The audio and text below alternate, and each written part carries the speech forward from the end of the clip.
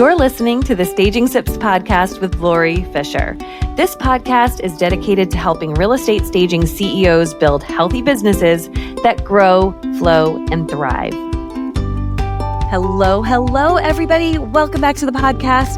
Today's episode, I think, is going to become everyone's absolute favorite because we are diving deep into Instagram with the amazing Brock Johnson, Instagram coach, who is the founder of Instaclub Hub. And my goodness, if you are listening to this while multitasking, you're driving, you're walking, you're getting ready for your day, you're going to want to listen to this again when you can sit and really take copious notes like I did during this. It is amazing. And I just want to say that at the end of this podcast, you will have zero excuses for not posting on Instagram. Brock is incredible. So enjoy this episode of The Sips. It's a good one. Well, hey there, Brock Johnson. Thank you so much for coming on Staging Sips. Thank you so much for having me. I'm excited to be here. Thank you. It's so funny. Somebody in my community, I had shared that we were going to be doing this interview, and she's like, how in the heck did you get Brock Johnson to come on your podcast? And I said, well, I'm going to teach you a really valuable lesson. You ask. Just ask. Yeah. No, just you asked, you reached out, and now I know that there's going to be people listening who I'm definitely going to get a handful of messages from. So this is not an open invitation, and I will not always say yes, but you just got to ask. Sometimes I catch the DM and I'm in the right mood and I'm in the right headspace, and I'm like, let's do it. So I appreciate this opportunity. Thank you. Well, I am so happy that you're willing to do this because, as we have talked about, as somebody who is a mentor to real estate staging business owners, so much of our time is very fragmented, and we really have to make the most of our marketing time, as it were, for many of us until we get to that leveraged business state. So Instagram being so visual is a platform that, many of us are using. So I'd love for us to be able to really maximize it. And I'm looking forward to what you will share with us today. So I guess I'll just start right off by asking you, I know you had posted about your 2024 strategy for Instagram. I'm curious about that. And I'm curious about if somebody does have limited time to be on the platform, how can they maximize based on kind of some of the strategies that you're doing? Totally. So a lot to unpack here. First and foremost, I would say that just because something is my strategy doesn't mean that it's what I recommend for everyone else. There are so many nuances and so much context that's involved, right? Like, I don't have kids. This is my full-time job. Mm-hmm. I don't do anything else. I can work from home and create all this content. I do have a home office where I can create all this.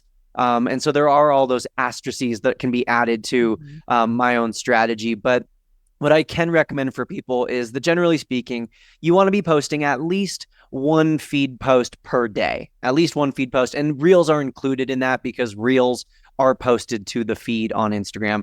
That is kind of my baseline of consistency. And there are definitely people who can have success with posting less than that. But I like to set that as like kind of a good goal baseline. Maybe if you want to do 5 or 6 a week and take one day off or take the weekends off, that's okay. But let's set a goal of one feed post per day. I should also mention in the same breath that stories do not help you grow. So oftentimes when I say one feed post per day, the follow-up question is, well, how many stories per day? Mm-hmm. And that doesn't necessarily matter because those are for a different purpose. Stories are a great way to humanize your brand, to allow people to see behind the scenes, to allow people to connect with you on a deeper level. They're a great place to initiate a conversion or a sale, but they're not a tool for growing your Instagram. 99% of new followers will not find you because of your Instagram stories. So you can do them, but just don't expect them to help you grow your following. But with one feed post a day, I think one of the best strategies that I would recommend, especially for people who are very busy, whose time is very split up into a million different fragments and pieces, carry a tripod around with you, as silly as it sounds, in your car or with you out on the job. Because one of the best forms of content on Instagram is what's often called like B-roll content, which in the film and cinematography world, B-roll is the secondary footage. So if you're thinking of a commercial, right, like we can all think of like the ShamWow commercial.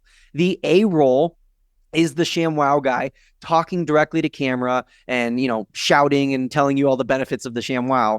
The B-roll is when they cut to someone like mopping up a spill on the floor. So B-roll is like the background, the behind the scenes. It's the footage that is it's meant to look like it's documenting what you're doing, and you don't even realize that there's a camera there, even though you were the person who just walked over and set up that camera 10 seconds ago. So very practical tip, carry a tripod around with you. You can buy one for like $10, $15 on Amazon, and just film those little bits throughout your day. Film you sitting at your desk, film you making breakfast, film you at the gym, film you with the kids, and then film you at the job as well. That's obviously very important. Film you doing what you do, and that will just give you, if nothing else, a bank of videos, a large compilation of videos that you can then use on Instagram. You can use them in a wide variety of ways, but you're able to still get done what you need to get done. You're just also happening to film what you're getting done. So you're kind of killing two birds with one stone there. And then you don't have to carve out a couple hours every single week to also then film content. Oh, that's so funny, because one of the things I was going to ask you about when you were talking about frequency is about batching content. So that's so smart. And by the way, for anybody who wants to see B-roll done really well, I definitely suggest that you follow Brock at Brock Johnson, because you do it, obviously. I mean, you teach it, so you're really good at it. But so I'm curious. So for a professional brand, some people might say like, oh, well, my clients want to see me making breakfast, or don't they only just want to see us doing the work that we do?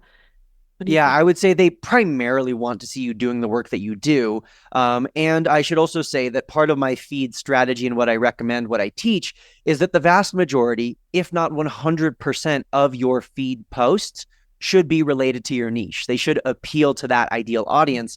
The reason why I lumped in making breakfast, working out, playing with the kids, is that in these B-roll videos, it can be more humanizing and it can be more relatable to add in little clips. And an example of this might be like recently, I posted a video where I was explaining how to increase watch time and how to get people to watch to the end of your video. That's obviously very on brand for me. That's very on niche, right? I'm talking about a strategy for Instagram. However, I also incorporated Pokemon cards into that video. And that's something that I like loved as a kid, and I recently rediscovered my love for. I'm not like an avid collector or anything, but just dabbling back into that world. And so I used the Pokemon cards as an analogy for getting people to watch to the end of your video. And so in doing that, I was able to use something that was personal, that I enjoyed, that I like to geek out over, that kind of allowed people to see like a behind the scenes of me, but I still used it in a way that was very applicable to my niche. And even if you didn't care about Pokemon cards, or you didn't care about me as a person at all, you could still get niche related value from that video. Yeah, right. It's so fascinating thinking about, like, for those of us that are in our industry, even B-roll of you, just if you even just filmed yourself doing like, I don't know, excited face or something, like, or I don't know, like, I'm trying not do a great visual, but it could be like POV, the time that the house you staged sold in 72 hours or less, or, you could probably tie it in that way, right? Like, Totally. so how do you get people to watch to the end? Yeah, well, it's really a key of, first and foremost, everything starts with a hook. Hook is the most important part of any reel. I would recommend spending 80% of your focus or your time, energy, effort with your content on crafting a really good hook.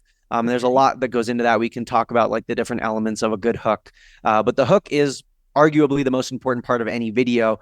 And quick sidebar, it was funny recently, I was talking about hooks and someone's like, ugh, I can't believe I have to like worry about hooks because Instagram wants me to. And I was like, it's not because Instagram wants you to, it's because that's what human nature craves, right? Think about books that have been around for thousands and thousands of years. The reason that some books get read and some books sit on shelves collecting dust is because of a hook. And the first hook of the book is the title and the cover. Don't judge a book by its cover. Yeah, that's true. But also we do, right? We pick the books we want to read based off the cover and the first couple paragraphs of that first chapter. That is a hook. Every movie you've ever watched starts with a hook, or else you wouldn't keep watching. But then to kind of circle back to your original question and to keep going with this analogy of movies, after that hook, you can't just immediately deliver the climax or the resolution of the movie, which is, I think, what a lot of people do is they start with a hook and then they immediately they spill the beans, they immediately give the answer, they solve the problem, they fix the issue that people showed up to that video with, and then there's no reason to keep watching. There's no reason for us to stick around to the end. So it's essentially creating something at the end, some sort of payoff, some sort of secret tip, some sort of bonus, some sort of hack that people hadn't thought of before, or even literally, if you're telling a story, the climax and resolution of the story, save that for the end so that people stick around. Got it. So, this is okay. This leads to like so many more questions for me. So, first of all, for anybody who's listening who doesn't know what a hook is, can you explain what that is and where does it go? Does it go on the video? Does it go in the caption? Yeah, the hook is just the beginning. So it doesn't matter if it's the beginning of the video or the beginning of the caption or the beginning of, if you're doing like a carousel post, the slideshow post, the first slide, right? That's the beginning. And it's meant to hook people in. It's meant to grab their attention. So in the videos, like reels, I typically say it's like the first 3 seconds, 3 to 5 seconds. And it's usually the first sentence or two. That's about all you have time-wise before people have made this decision to keep scrolling or to keep watching. For the caption, it's the first, I would say first sentence, but sometimes it's not even the first full sentence. It's like the first 8 words or so of the hook of the caption, I should say. So you can kind of see like before you have to read more. Got it. Yeah. Because sometimes the first sentence can fit in the caption before it goes to ... read more. But sometimes it's a run-on sentence and it doesn't. But so really it's just like kind of the first few words. For a carousel, it is the first image, the first slide. If you have just like a single photo post, a photo doesn't necessarily have a hook. So the photo itself should be attention grabbing. The old cliche of a picture's worth 1,000 words. Well, hopefully the words that photo is generating grab people's attention. And it's not just like another mundane day in the life photo that you're posting on Instagram. So that's essentially what a hook is. Okay. So, and I love that for those staging business owners that are listening, we totally get this need for capturing attention quickly because we do this with our, we always tell our sellers the first 7 seconds somebody's in your house or they're looking at your online listing photos, they're going to decide whether they're coming in. So this is right up our alley, everybody. Awesome. So, and you have a great free resource, by the way, that people can get, and we can put it in the show notes where to get it, about how to create like your templates, which make it so plug and play. So how do they get that?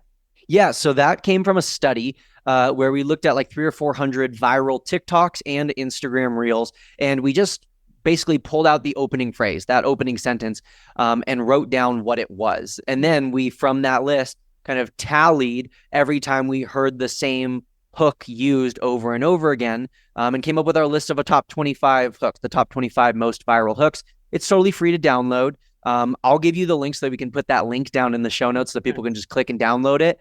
But if people are looking at my Instagram, there is a highlight on my profile that has the 25 hooks. They can also DM me the phrase 25 hooks, like 25 hooks. If they send me that word in the direct messages, they'll get an automated response. Also, if they just click the link in my bio on Instagram, they'll be able to find it there. So I try to make it. So there's no excuses, everywhere. Everybody. Yeah, it's everywhere. It's so great. And you have so many other free resources that they'll stumble upon as well. That I love, by the way, having an Insta Club Hub. I have access to all of those and they're fantastic. What was my next question? Oh, I know. So, all right, we've got the hook, and then what's your thought on, like when we get to caption, on AI creating captions for you, and then also this whole idea of long, like mini blog, micro blogs for captions. Yeah. So first, let's talk about the AI component. If you are very skilled with AI and you can get it to write in your lingo, in your languaging, that's fine. Go ahead, knock your socks off and use it. But I think most people are not quite skilled enough with using AI to write their captions for them. And so it's going to come across as robotic or vanilla or lacking personality. And so, yes, it might save you a few seconds, but it's going to cost you in that relationship department because it's very clearly not authentic, not genuine, and it's just it doesn't reflect you and your brand. So that's my thoughts around AI. My general thoughts around caption writing is there is no one magic length. I think that I don't condemn people who write 19 paragraph captions. I don't condemn people who write 19 word captions. Like, it's whatever your audience prefers. It's also whatever you gravitate towards as a creator. Personally, I'm not someone who likes writing long captions. I'm not someone who loves writing. I have a lot of typos. It's just not my thing. I'd rather text my friends with a voice message than send them a multi-paragraph text. That's just who I am. So I'd rather put my content, my value, my education in the actual video, in the reel, in the carousel, in the content, rather than just in the caption. I also think, if I'm to be a little bit biased here, that is more engaging because people are generally going to be more engaged with a video or a well-designed graphic than they are the kind of plain text that exists in the captions. But again, with all of this being said, there are audiences and there are creators who thrive on really long captions. So just find what works for you, stick to that. And then also, as always, vary things up and test things. Like, I all the time am mixing things up. So I'm kind of known for a 2 or 3 sentence caption, but every once in a while, I'll do a super long one just to throw it out there because I know that a certain percentage of my followers do prefer that style of post. So I do mix it up just to kind of keep all of my followers happy and kind of cover all my bases. Got it. Okay. So much, again, once again, I love this. So first of all, I want to say to, again, my listeners that what I hope you're hearing from Brock is that there is no necessarily one right thing or one wrong thing to be doing.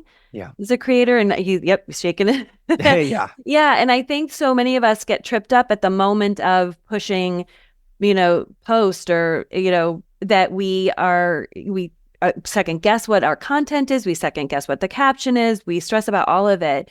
And I love that here you are, somebody who teaches this. You're like, there's no one right. Yeah.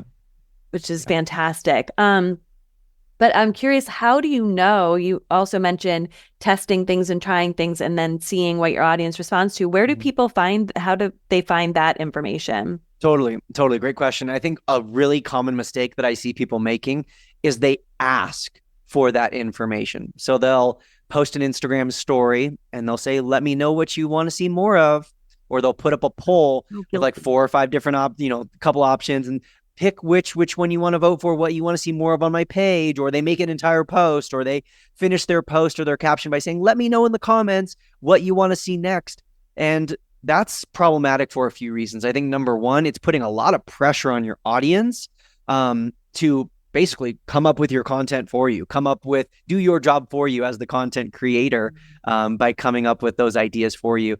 And because it's putting a lot of pressure on them and asking a lot out of them, number two, you're probably going to get very little feedback. Like, you're not going to get very much engagement. You're going to get crickets from your audience when you do that because you're asking a lot out of them. They're usually passively consuming, just like watching your videos or looking at your photos, whatever. And now you're asking them not just to comment, but to comment something long, and to comment something long that requires a lot of thought. So it's usually not going to work. Yeah. And then the third thing that I'll say, the third reason that I think this is a problem is we as human beings are not very good at predicting what we want. We oftentimes choose things that aren't in our best interest. We say we want one thing and then we do something else. We say we want one thing and then we act in a different way. And so I like to say, just look at the way people are acting. Look at the way people are actually engaging. And the best way to do that is, you're not going to be able to do this right when you get started because you don't have any posts yet. Like, you have no data to go off of. You have no past performance or past posts to look at. But once you've been consistent for a few weeks, if not a few months, you'll be able to look at your past posts and see which ones performed the best. And when doing so, I really recommend focusing on 2 main forms of engagement over everything else. Okay. Rather than views, rather than likes, I think that the 2 main forms of engagement to focus on, number one, are shares. Shares, according to Instagram CEO, are the best form of engagement. And it makes sense because think about, like, when we share things with each other, like when you send something to a friend, that friend is now being drawn back to Instagram or onto Instagram. It's something that they're going to click on. Like, I guarantee you, when I finish this podcast, I'm going to walk out into my living room my wife's going to be sitting at our kitchen table and she's going to pat the chair next to her and say, come here and watch all these TikToks I sent you. And we're going to sit there and watch them. And that's a way, because she has shared these pieces of content with me, that I'm now being drawn back into the platform. On average, one share equals about 400 extra views. So if you can get just a couple shares, you can all of a sudden be getting thousands of more views on your reel. So focus on share worthy content. Right. And that's the kind of content usually that is a good indication of, hey, my existing followers really resonate with this stuff. They really like it. The second form of engagement that I would focus on when you're looking back at your old post is follows generated, or like new follows. Basically, like how many followers came to you, how many people followed you based off this one post, because that's a good indication of where your new audience is or what they're focused on. So if you make a bunch of different posts relating to your niche, kind of hitting on all the different elements, all the different, subtopics within your niche, then you make one specific post that is about like a frustration of dealing with a client who has really bad communication, let's say. And you make a post about that, and it's kind of funny and relatable. And that post maybe doesn't even go viral, but it just does better than your average post. And you get a significantly higher amount of followers on that post. Like usually you get like maybe 2 or 3 followers, but on that post, you got like 45 followers. Well, that's a good clue. Success leaves clues. That's a good clue for you that post, or that topic, really, I should say, is one that you should talk about more often. You should talk more about the frustrating client who, does these certain things wrong that really push your buttons, because that is something that your audience can really resonate with. That's very cool. And I think it's so interesting too that you said that likes and comments really aren't the barometer for how your content is doing. And I have definitely found that to be the case. I'm starting a brand new Instagram profile myself, and it's really interesting. And it's actually very cool starting new, knowing more, because I'm tracking it so much more closely than my old account or my previous account. But it is interesting to see the shares. Where would you see the shares? Like, is there insights that we can look at to see those things? Yeah, if you look at any individual post, there's a button that says view insights. Any individual post that you've made, you can tap view insights. Or if you go to your profile, there's a button in your settings that's called insights. And then you can select the time frames. You can do last 7 days, last 30 days. You can do a custom time frame, whatever.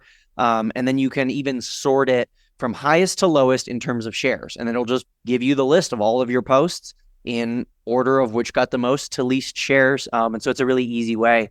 Also, it's a really easy way to catch patterns, because then you're not looking at an individual post. You're kind of seeing them all grouped together. Mm-hmm. And so you can be like, whoa, 3 out of the first 4 posts that are my most shared were all carousels. And they were all carousels that had my face on the cover and some sort of like tips that I was going to share, just as an example. And then that kind of gives you a good clue as to what is working for you. Got it. And so I guess, and that's how when you mentioned share-worthy content, creating share-worthy content, is that something that you discover what's your share-worthy content once you started to track it? Or is there actually like a model for what is share-worthy? Yeah, so I can share, pun intended, my 4 kind of categories that usually are share-worthy. But of course, every audience is different. And like we've said, there is no necessarily one size fits all. So definitely check your own insights and see what your audience is sharing. But typically the things we share are not the things that are very educational or valuable. And just yesterday, I posted something that said, if you're only focusing on educational, valuable content, that might be a problem and a reason you're not growing. And a lot of people are like, wait, what? I know the comments were like, posts should be valuable. And yes, depending on like how you define value. But typically when we think of a valuable post, we think of a post that is like rich with education and knowledge and tips. But really, if we think about our own behavior, those are the kinds of posts that we save or that we screenshot, but not the posts that we necessarily like send to a friend, right? And so you should post like educational, valuable content. Absolutely. I'm not telling anyone to, abandon that, but that shouldn't be the only thing you post. And I would even argue that shouldn't be your focus. Your focus should be on the share-worthy content. And share-worthy content generally falls into one of the 4 following categories. One is emotion evokers, like posts that move us in some way. They make us really sad, they make us really happy, they're very cute. Oftentimes, like the most mega viral posts fall into this category. It's like the cute baby elephant. It is the baby taking their first steps. It's like those sorts of videos. They're super funny, emotion evokers. The second one is what I like to call like a call to arms. And that is where you are asking for people's support in spreading the news or in spreading a message or in supporting each other. It's kind of like, hey, I need your help here. It's asking people straight up to help you spread a message or to spread awareness. The third kind of post that is oftentimes very share worthy is relatable content. And the most common way that we see relatable content is in the form of memes. And memes can have many different forms. We typically think of just like a photo. Like you can't escape Taylor Swift memes right now. Like every time there's the latest picture of her in the booth at the Chiefs game, that like becomes the meme for the next few days. But memes are also trending audios on Instagram. So those like lip sync audios where it's like, a quote from Michael Scott from The Office saying something funny and outlandish. That is a meme. It's just in a different format. And it's usually very relatable. And the biggest thing with relatable memes is just thinking about what's a pain point that my average follower or my average ideal follower struggles with. What's something that's frustrating to them?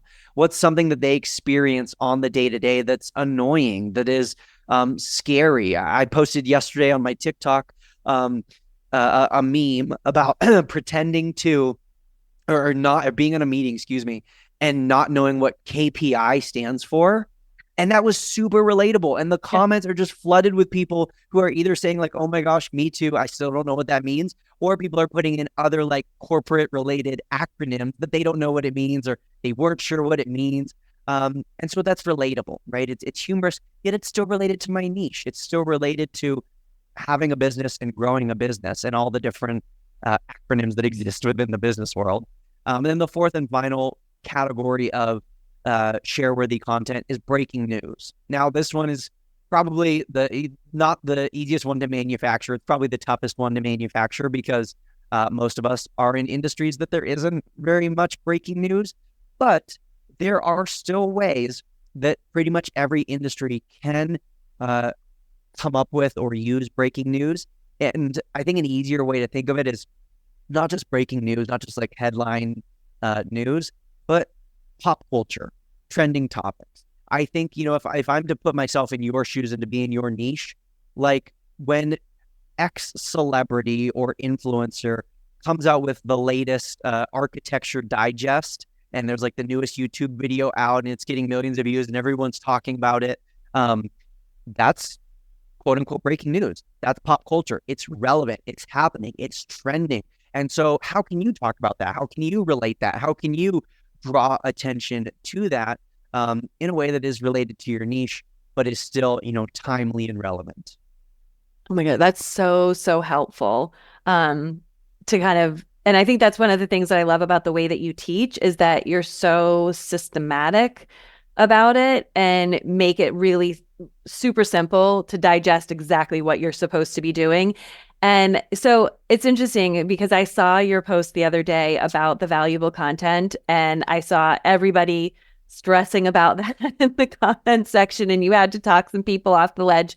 But the other one that I saw was about your the content pillars. And I'm seeing a lot of people talking about content pillars being dead. And when you're thinking about creating content for your brand, that's another like quick and easy template to kind of go to is these content pillars. So the way they'd been taught in the past were like, for example, for my business, like staging houses or decor would be one pillar, but it could also be like that I'm the mom of two boys, that I love to travel. But you have said, no, that is a dead way to go, correct? Like, and there's a better way. Yeah. So that's kind of, you basically hit the nail on the head with that. There's two ways that people teach the word content pillars. Some people teach content pillars in the terms of, hey, like this is your niche umbrella, And then within that niche, you're going to talk about different subtopics. So maybe for me, with like Instagram being my niche, growing on Instagram, helping business owners grow on Instagram, that's my niche. But maybe within that, the pillars are, one is hashtags and one is reels and one is growth strategies and that sort of thing. Whereas the other way that people teach content pillars, and I feel like this used to be the more common way, it's kind of what you just described, where it was like basically all the different completely separate topics and niches, if you will. And that's what I don't recommend, because that is not niched down. And I think the one guaranteed universal way to grow on every social media, not just on Instagram, and this has been true since day one of social media, is to have a super clear niche and to niche down even farther. If you think that you're in a saturated market or it's too late to grow, niche down even farther. That's how you grow. Doesn't matter if it's TikTok or YouTube or Instagram or whatever, niche down. And so I think when people get into this world of content pillars and they're like faith, family, fitness, fashion, vacations, and it's like those are 5 completely different things. Someone might see a great post you made about fashion and follow you, but now you're posting about your family and they're like, I don't know this lady's family. And then you're posting about your travel and they're like, I don't care that she went on a vacation. And then you're posting about your faith, and even if they agree, even if they're of the same faith, they're like, this is not why I followed her. I followed her for her fashion. And so it like makes so much sense. Like, yeah, of course. It basically splits up your audience, right? Like, you put your audience into these separate buckets, and very rarely does the fish jump from one bucket to the other. They follow you for a specific reason. And so that's why I recommend niching down. And sure, if you're within a niche and you want to come up with like different subtopics and call them content pillars within that niche, go for it. Knock your socks off. That's great. I think what I'm not a fan of is completely separate topics and calling those content pillars. Yeah, it's really interesting because I noticed that first of all, it makes complete sense. And maybe that's because maybe it's an evolution of the way we even in general use Instagram, because I mean, I'm old enough to remember Instagram not being a thing. And so like, but I follow somebody who routinely post something that is very unrelated to exactly what I thought it was their account was about. Mm-hmm. And it's about their family. And I'm like, that's great, but I don't know you personally. I'm not there to follow you like I am my friends to see what's going on with their family lives and things like that. So from a business perspective, oh my gosh, it's like, it makes total sense. Now you mentioned in that, like that one of your content pillars might be hashtags. And I feel like this was another you're very good at these like controversial posts. Like you had mentioned something about hashtags not being like, stop wasting your time on hashtags sort of. And so I'd love to hear about that too, because I think people stress about that. Yeah, totally. So first I want to actually talk about the whole like controversial post thing. One of the best posts that you can make for your audience, for your account, for your growth is posts that are slightly controversial. Now, I need to explain this strategy. I need to make sure that people hear me on this one, because if taken out of context, this could sound really bad. I am not telling people to intentionally get canceled, to say horrible things, to be mean, to be negative, to be haters and trolls, and like try to, get negative publicity.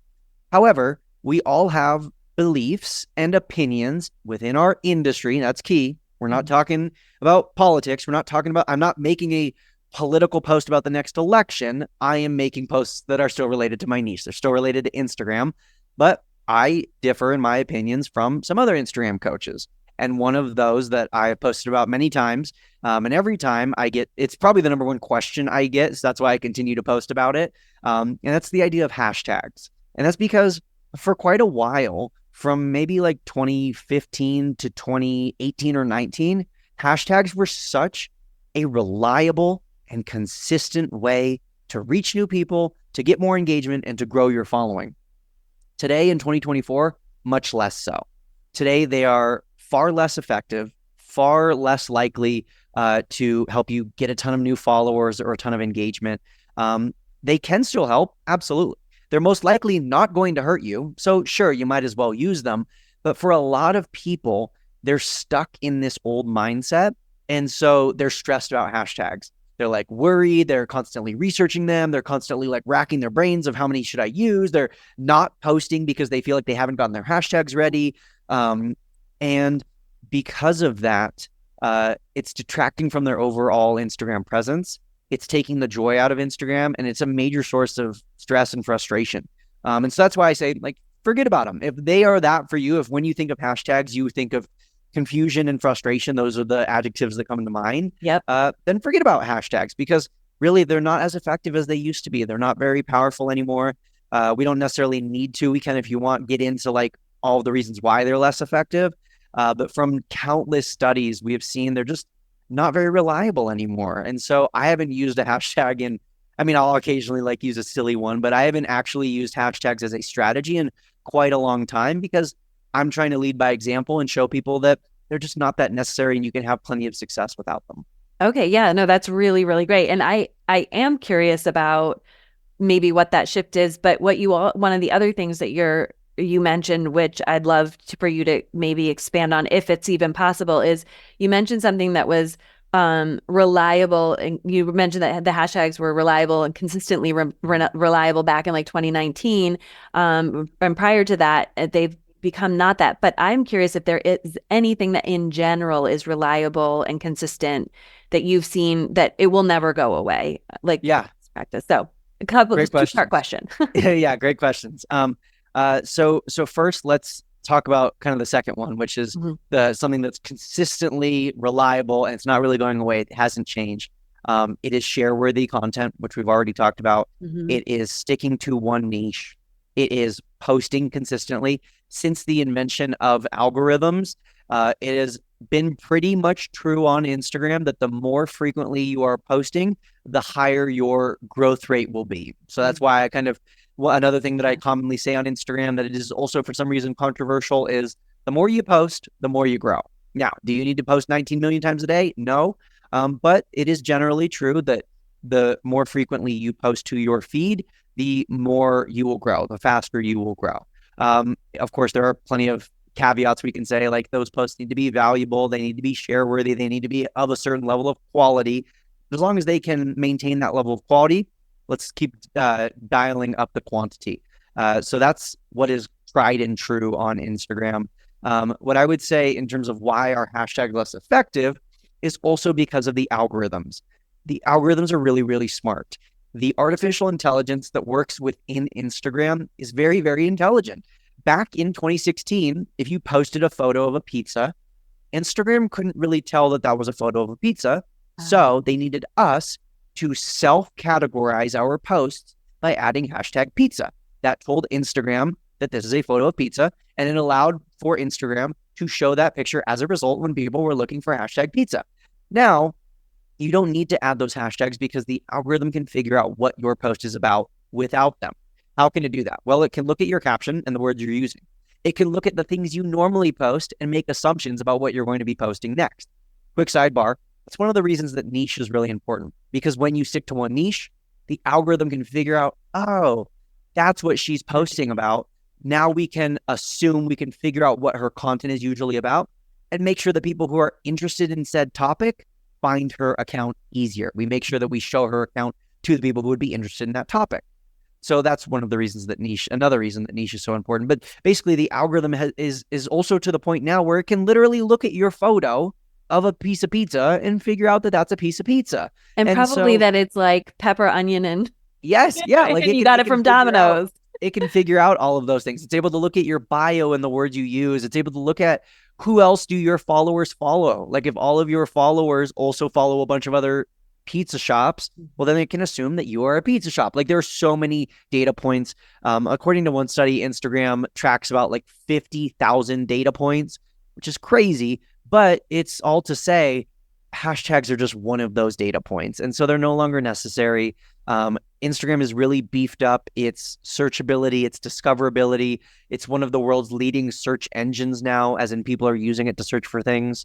And so for all of those reasons, Instagram doesn't need you to tell it what your post is about. It's gotten a lot smarter at figuring it out on its own. You are literally squashing everyone's excuses for not getting their Instagram stuff done. I love it. It's so amazing. So you brought up, a lot of this is about like engagement, like share worthy and all of that. What is your thought on, like, sometimes you get advice where before you go on and post, you should go and engage with the accounts that you're following, or at least a few accounts. Is that anything at all relevant anymore, or has that changed as well? Yeah, I would say like if you have time to kill, if you have the ability to go engage with top accounts within your niche, that's great. If you look through my comment section on just about any post, you'll see 5 to 10, if not more, 2, 3, 4 sentence comments that are very thoughtful. They're not they're adding on to my post. They're complimentary. They're not self-serving or self-promotional. They're other Instagram experts who are adding on to my post. What this is doing is it's giving them a seat at the table. It's allowing them to have a voice with the quote unquote big dogs. And so, sure, yeah, that's a strategy that can be effective, but it's not necessary. It's another one of those things that like it can help you, but it's not necessary. If you don't have the time to go engage with top accounts, don't. And also another layer to that is not just engaging with the big people, the influencers, the big accounts in your industry, but also engaging with your other followers.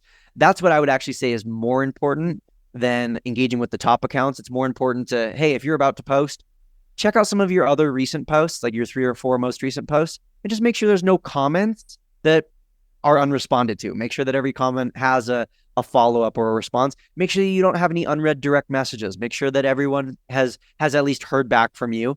Do that for a few minutes before posting. And yeah, that'll increase the likelihood that those people visit your page and see the new post.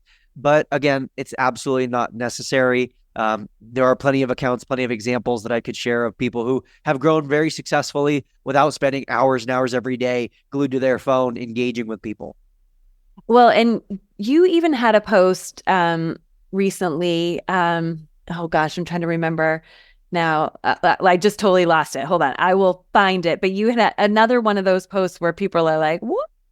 Um, but it was about engaging and all that. I'll remember, because it was, I really am curious about that one too. But you mentioned responding to DMs, and I know that now there's a lot, like ManyChat is a new tool for communicating directly. Do you recommend that as well for people? 1,000%. I think that I don't care if you have 30 followers or if you have 30 million followers. I highly, highly recommend ManyChat for direct message automation. The reason I recommend ManyChat is it's the tool I've been using for like 3 or 4 years now. It's also the #1 Instagram partner for DM automation in pretty much every way you look at it. And so, yeah, I'm a big fan of DM automation. It significantly improves views, likes, comments, link clicks, people who are engaging in the direct messages. Pretty much every stat that anyone cares about goes up when using DM automation. And so, yeah, I've been talking about it for a while, shouting it from the rooftops. I think everyone should be using it because I think it's the future of Instagram. Makes selling so much easier. But even if you're not selling directly from Instagram, it just makes serving your audience more efficient. It makes customer service easier. And it consistently shows like almost double the amount of views when I use it on my reels, like a 1,500% increase when I use it on my comments section. So it's crazy how powerful it is. That's awesome. Yeah, I've only just started using it because of learning that through you. So thank you. And it's actually really fun too. It's like really fun to think like, how could I use this to like make this an automated process or deliver something, valuable, like your hooks templates or something like that. Exactly. Yep. It's really fun to think about that. And you said it makes selling easier. So do you use that? Like, so for us as like in-person staging business owners, would you recommend something like somebody reaches out and comments a certain word for like a book now or learn more or something like that? Absolutely. It's easier delivery, right? Because obviously in your profession, it's going to be a lot more high touch. It's not going to be as simple as get on an email list, go through a funnel, and then you're going to become a customer. Most of the time, it's going to require, consultations, meetings, Zooms, etc. But that Zoom has to be booked. That meeting has to be scheduled. And typically what I would imagine most listeners are doing is they're saying, go click the link in my bio, which is telling people Stop what you're doing. Stop your enjoyment. Stop collecting all this free dopamine from scrolling through Instagram and watching funny videos. And instead, click on my profile, then go to my bio, click on the link in my bio. And then a lot of people have a link tree in their bio. So now they're clicking on that link, and instead of just being taken directly to where they wanted to go, they're being shown a menu, which has been shown that when you present people with multiple options, the likelihood of them choosing any of them decreases. So now it's the analysis paralysis. Which one am I going to choose? Am I going to choose the right one? And then even if they do choose the right one, it took them all of those steps to get there. Yeah. And let's go back to the start here. When they heard you say that in the post, they abandoned the post. They didn't like it before they left. They didn't leave a comment before they left. They clicked away. Yeah. And so what the algorithm sees is that this person watched your post for X number of seconds, and then they didn't engage. They clicked away. They left your post. And then not only did they leave your post, but because they left your post, they left Instagram because they went to your link. And that's assuming the best case scenario, which is that they even went to your link. Instead, with DM automation, they comment a keyword. They comment the word hooks. Well, now the algorithm's like, oh, this person enjoyed this post because they left a comment. And now they're not being, they, as in the person commenting, they don't have to then do the work of finding the next link. You just automatically sent it to them. It's showing up in their inbox. Now they have that little red notification that grabs their attention. They want to click on their DMs. Now they're in the DMs, so they're still on Instagram, but you have delivered them the link on a silver platter, and they're able to click and engage right there. And you, as the business owner, you can see who clicked. You can see who signed up. You can see who followed through. So if you see that 7 people requested the link, 5 of them clicked, and 4 of them signed up, you could follow up with the other people manually and like reach out to them as a human being and being like, hey, I saw you requested this link, but then I didn't see you actually pop up on my calendar. I would love to see if there's maybe a time that could work for both of us. You're treating them like a real human being. You're serving them, and you're doing all of that so much more efficiently while boosting your engagement with DM automation rather than the click the link in my bio thing. Yes, it's so brilliant. Like I actually remember responding like, thank you to a lot of, like in the beginning, I'd shop and I'd be like, oh, thank you so much. I'm like, oh, gosh, they're like awake at 3 o'clock in the morning while I'm doing this.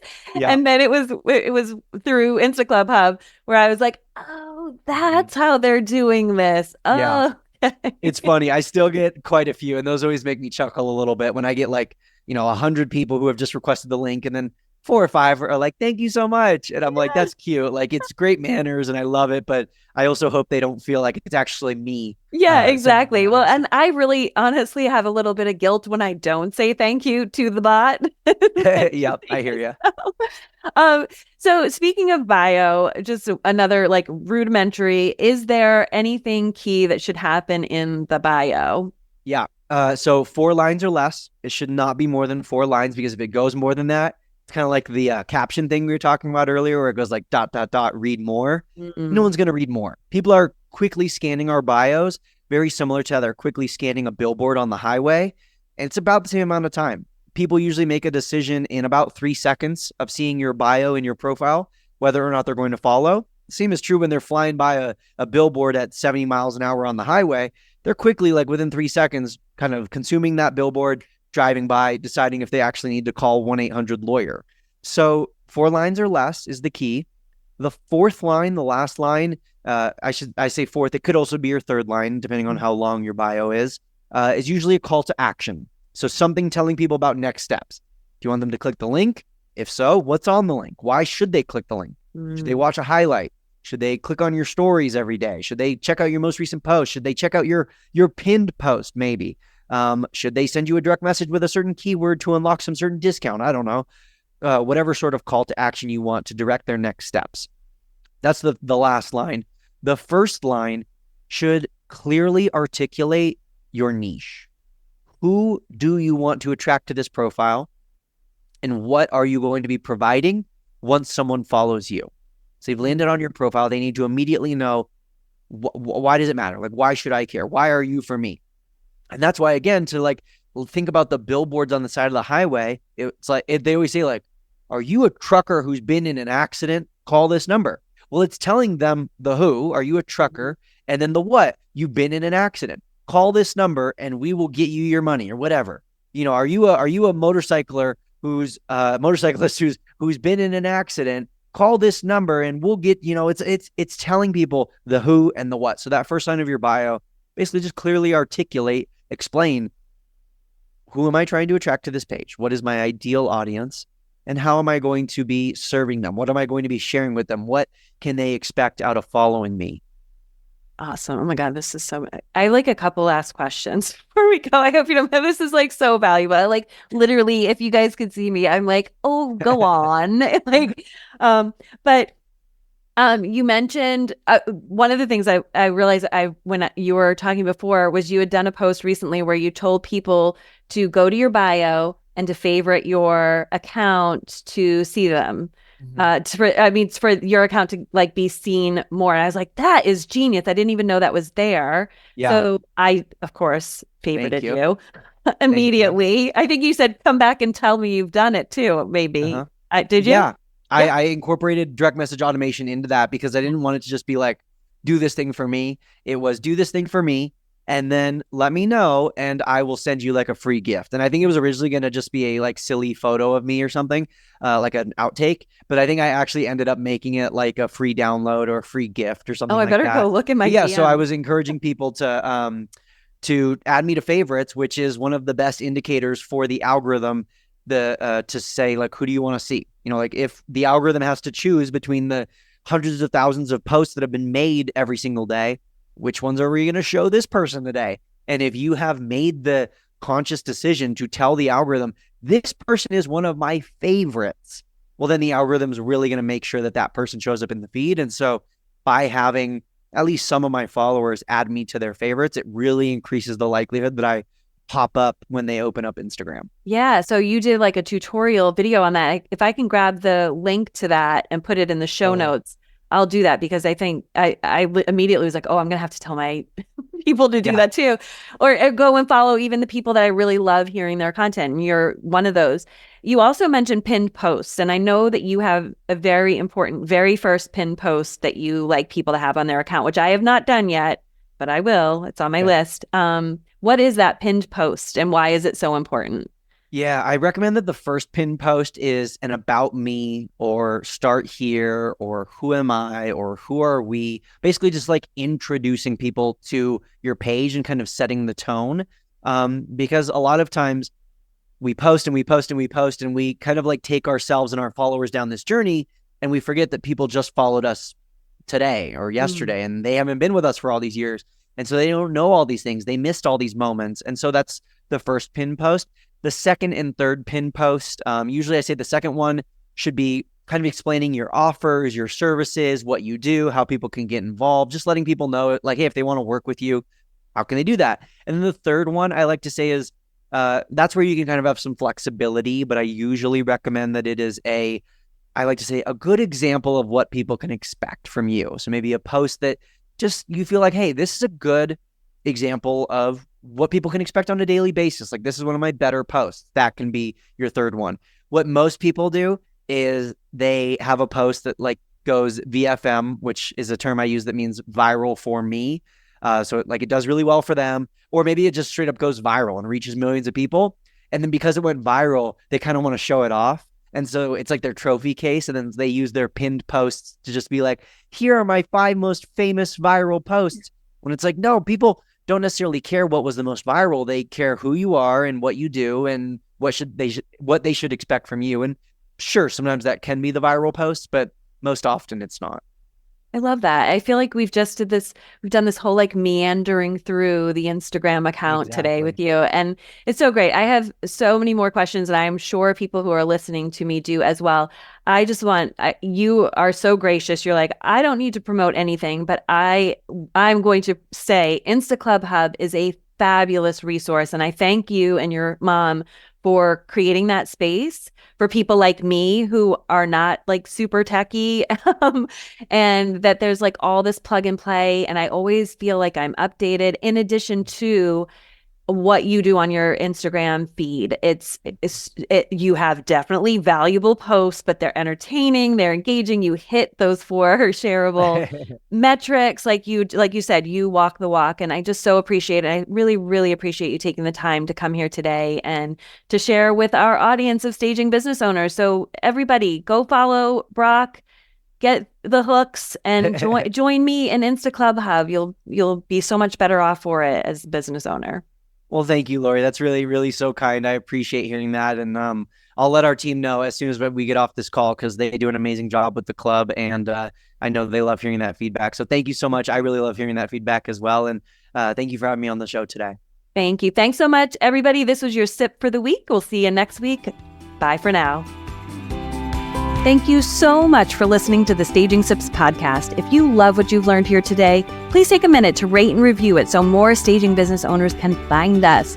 And if you want to learn more about how to market and grow your staging business more strategically, I'd love to see you join us inside of the Rethink You Accelerate mentorship program. It is open enrollment. You can get more details at rethinkhomeinteriors.com/rethinkyou. Would love to see you inside.